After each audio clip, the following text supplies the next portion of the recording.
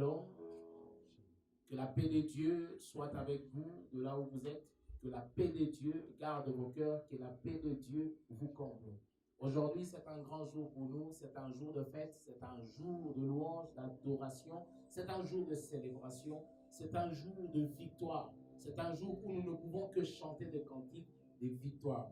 Vous savez, toute cette semaine, nous étions en prière. J'ai béni Dieu pour toutes les personnes qui se sont jointes à nous afin de participer à ce programme de jeûne et prière qui a eu lieu cette semaine. Je sais que Dieu a fait d'innombrables choses dans nos vies.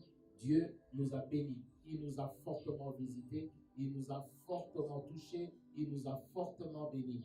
Et que cela continue dans vos vies. Aujourd'hui, nous sommes en train de clôturer cette semaine, mais aussi nous sommes en train de célébrer la résurrection de Jésus. Très souvent, dans des jours comme ça, on a difficile à prêcher parce qu'on ne sait exactement pas qu'est-ce qu'il faut dire et qu'est-ce qu'il ne faut pas dire.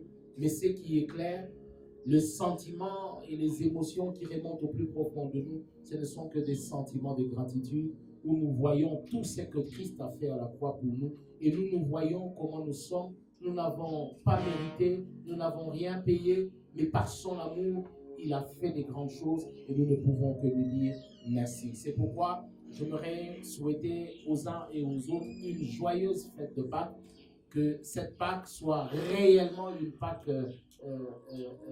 qu'elle soit effective dans vos vies, qu'elle apporte dans vos vies tout ce que vous n'aviez pas auparavant dans le nom puissant de Jésus. Nous allons sans tarder faire une petite course dans la parole de Dieu. Je vous prie à prendre vos Bibles de là où vous êtes. Prenez vos Bibles. Nous sommes dans Jean chapitre 20, nous partons du premier verset. Nous allons faire la lecture. La Bible dit: le dimanche matin très tôt, Marie de Magdala se rendit au tombeau. Il faisait encore très sombre. Elle vit que la pierre fermant l'entrée du sépulcre avait été ôtée de devant l'ouverture. Alors elle courut prévenir Simon-Pierre et l'autre disciple, celui que Jésus aimait, sûrement Jean. On a enlevé le Seigneur de la tombe. Il leur dit-elle, et nous n'avons aucune idée de l'endroit où on l'a mis. Pierre sortit donc avec l'autre disciple et ils se rendirent tous deux au tombeau. Ils couraient tous les deux ensemble, mais l'autre disciple, plus rapide que Pierre, le distança et arriva le premier au tombeau. En se penchant, il vit le linge funéraire par terre, mais il n'entra pas. Simon-Pierre, qui le suivait, arriva alors et entra dans le tombeau, vit le linge qui était par terre et le linge qui avait enveloppé la tête de Jésus, non pas avec le linge funéraire, mais enroulé à part, à sa place. Alors l'autre disciple, celui qui était arrivé le premier, entra à son tour dans le tombeau, il vit et il crut. En cela, jusque-là, il n'avait pas encore compris que Jésus devait ressusciter comme l'avait annoncé l'Écriture. Les deux disciples s'en retournèrent alors chez eux. Pendant ce temps, Marie se tenait dehors près du tombeau et pleurait. Tout en pleurant, elle se pencha vers le tombeau. Elle vit deux anges vêtus de blanc, assis à l'endroit où le corps de Jésus avait été déposé, l'un à la tête et l'autre aux pieds. Ils lui dirent: pourquoi pleures-tu? Pourquoi pleures-tu, my God? Et elle répond: on a enlevé mon Seigneur et je ne sais pas où on l'a mis. Tout en disant cela, elle se retourna et vit Jésus qui se tenait là, mais elle ne savait pas que c'était Jésus. Pourquoi pleures-tu? Lui demanda Jésus. Qui cherches-tu? Pensant que c'était le gardien du jardin, elle lui dit: si c'est toi qui l'as emporté, dis-moi où tu l'as mis pour que j'aille le reprendre. Jésus lui dit, Marie. Elle se retourna vers lui et s'écria en hébreu, Rabouni, ce qui veut dire maître. Maître. Alléluia. Amen. Mon thème de ce matin, pourquoi pleures-tu? C'est ça mon thème de ce matin. Pourquoi pleures-tu? Pourquoi pleures-tu? La Bible dit très tôt le matin, Marie de Magdala sortit pour aller au sépulcre, là où on avait placé Jésus. La Bible dit, lorsqu'elle arriva de loin, elle vit que la pierre qui était à l'ouverture était ôtée. Et lorsqu'elle s'est rendue que la pierre avait été ôtée de l'ouverture, elle rentra là où il y avait les autres disciples et elle prit certains des disciples, parmi lesquels Pierre et Jean. La Bible dit le disciple, on parle des disciples que Jésus aimait beaucoup. Alors la Bible dit que pendant qu'ils étaient en train de venir, ils étaient en train de courir parce que, au fait, l'impression que Marie avait, c'était qu'on avait volé le corps de Jésus. Mais c'est qu'elle n'avait pas compris que Jésus avait dit que dans 3 jours, je ressusciterai. Il a dit, si vous détruisez ce corps, en 3 jours, je le rebâtirai. Mais nous comprenons ici que le langage de Jésus n'avait pas été compris par plusieurs. Même parmi ses disciples, il y en a, quand Jésus parlait, qui ne comprenaient pas. Alors que Jésus avait un langage très clair. Jésus a parlé avec des mots les plus convenables, qui devaient être compris par tout le monde. Mais comme la parole de Dieu est un mystère, Dieu révèle sa parole à qui il veut. Il révèle sa parole aux hommes au travers de son esprit. Il n'avait pas compris le langage de Jésus. Alors lorsque elle vint avec les disciples, la Bible dit, le disciple que Jésus aimait courait plus que l'autre. Jean a couru à un niveau, il est arrivé le premier. Mais même en arrivant le premier, la Bible dit, au lieu d'entrer dans les sépulcres, il n'est pas entré, il est resté dehors. Mais en restant dehors, il a vu le linge. Il y a un linge.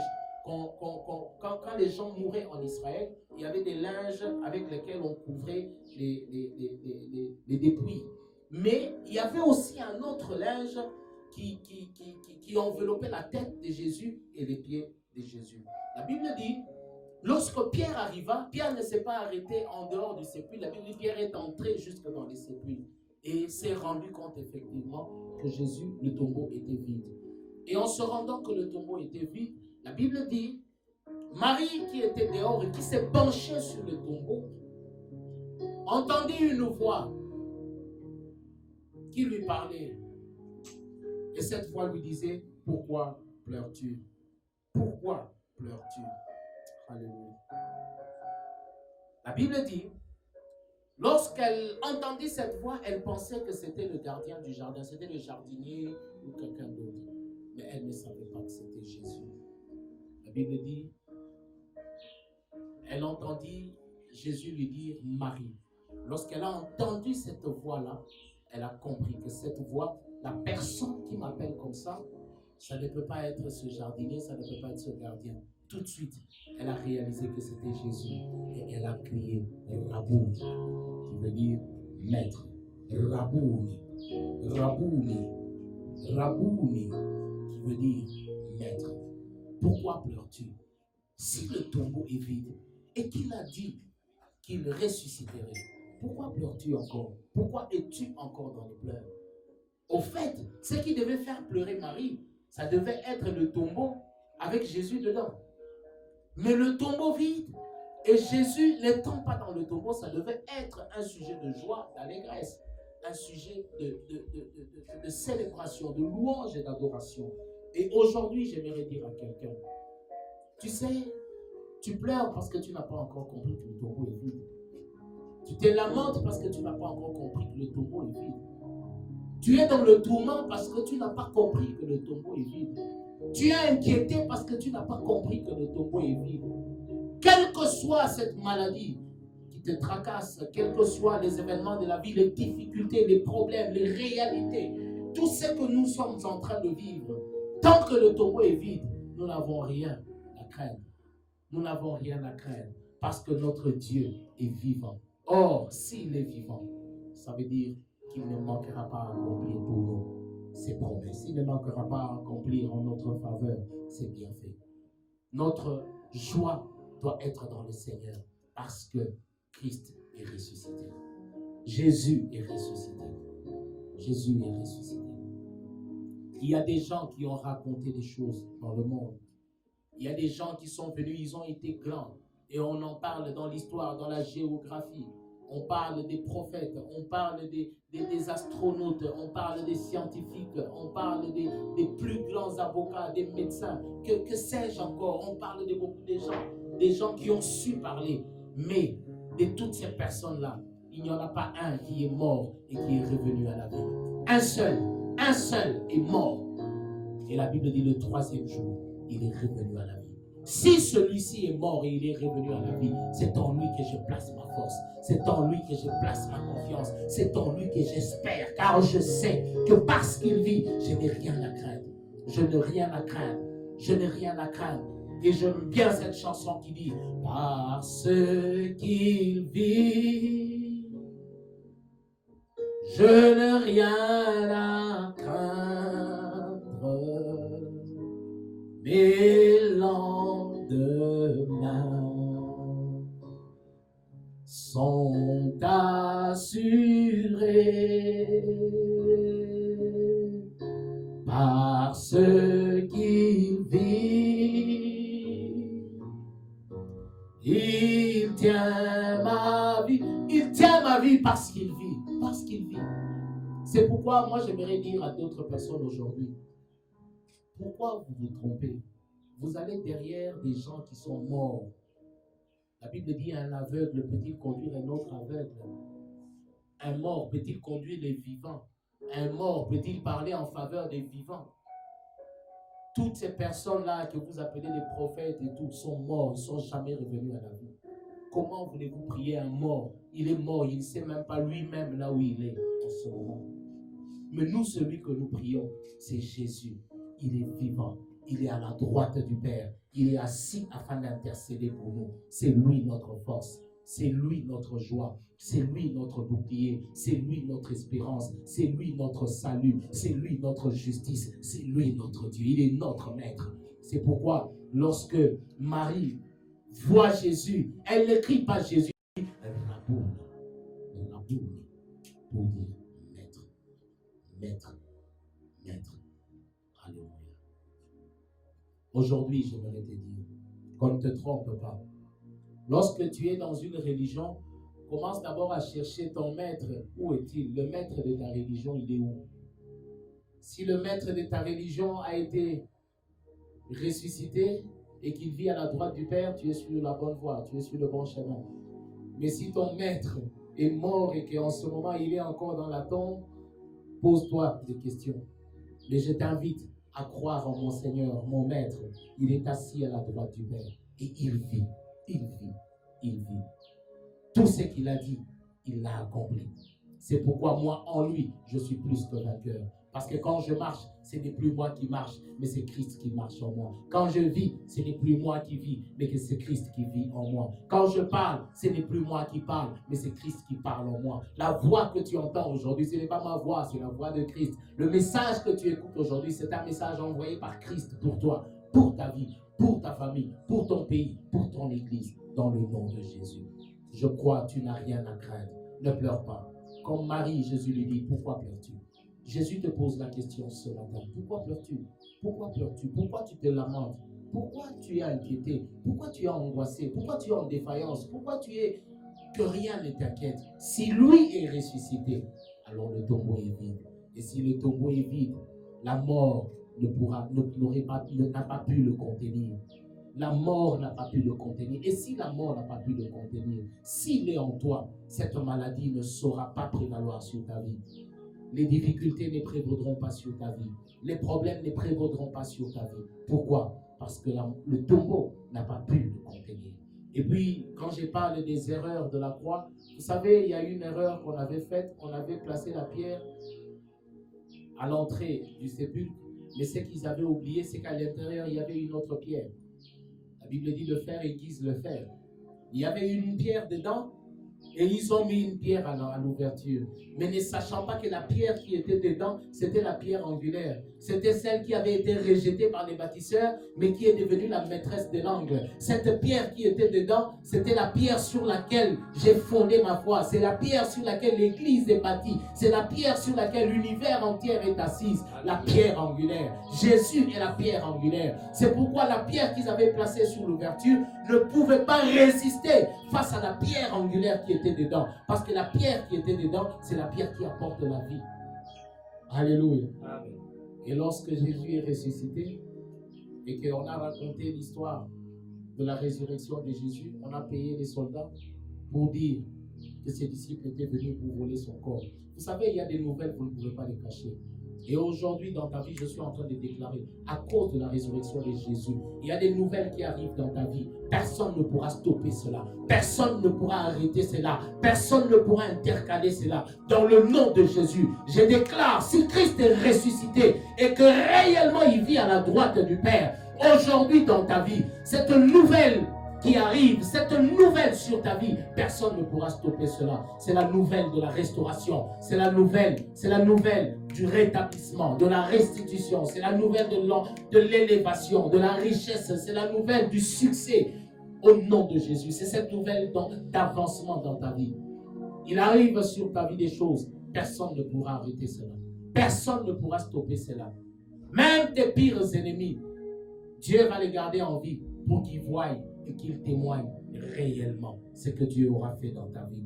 Tous ces soldats qui étaient là ont témoigné. C'est eux qui ont témoigné que Christ était réellement ressuscité. Parce que c'est eux qui sont allés dire, ce gars-là est ressuscité. Et on leur a payé l'argent pour dire, dites qu'on a volé son corps. Ils voulaient cacher la résurrection, la nouvelle de la résurrection de Jésus. On cherchera à cacher la nouvelle de ta restauration. Mais ils ne parviendront pas. Pourquoi? Parce que s'ils n'ont pas pu retenir cette information de la résurrection de Jésus et que Jésus est ressuscité et que Christ en toi, l'espérance de la gloire, ils ne pourront pas cacher ta nouvelle à toi. Ils apprendront. Même ceux qui sont au loin, ils apprendront qu'à Goma, il y a des gens qui servent le Seigneur. Il y avait un homme à Goma qui s'appelait tel. Cet homme-là, Dieu a fait des grandes choses dans sa vie. On parlera de toi maintenant. On racontera ton histoire. On parlera de ta vie, de ta famille, de ton église, de ton pays, à cause de toi. Pourquoi? Parce que Christ est en toi, l'espérance de la gloire. Amen. Non seulement nous espérons dans la gloire, mais nous vivons dans la gloire. Nous sommes dans la gloire à cause de la résurrection de Jésus. Alors aujourd'hui, ne pleure pas. Plus de pleurs. Les sentiments qui doivent remonter au plus profond de ton cœur, ça doit être des sentiments de louange et d'adoration, des sentiments d'action de grâce. J'aimerais que tu fasses cette prière avec moi. En penchant nos têtes, nous sommes en train de faire cette prière. Tu peux répéter avec moi cette prière. Seigneur Jésus,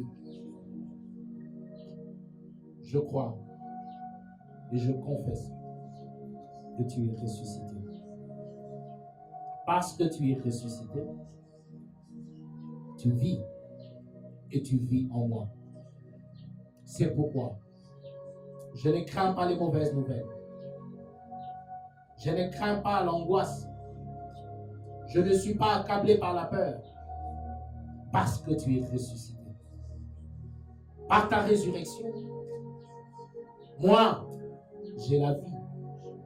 Que cette vie abonde en moi. Que ta vie abonde dans ma famille, qu'elle abonde dans mon église et qu'elle abonde dans mon pays. Que par cette résurrection, que je vive une vie de victoire au nom de Jésus. Que je sois victorieux sur tous les combats qui s'élèvent dans ma vie parce que tu es ressuscité. Au nom de Jésus, garde ma vie, garde mon cœur, garde ma famille, garde mon église, garde mon pays. Dans le nom de Jésus. Amen. Amen et amen. Que Dieu vous bénisse. Alléluia.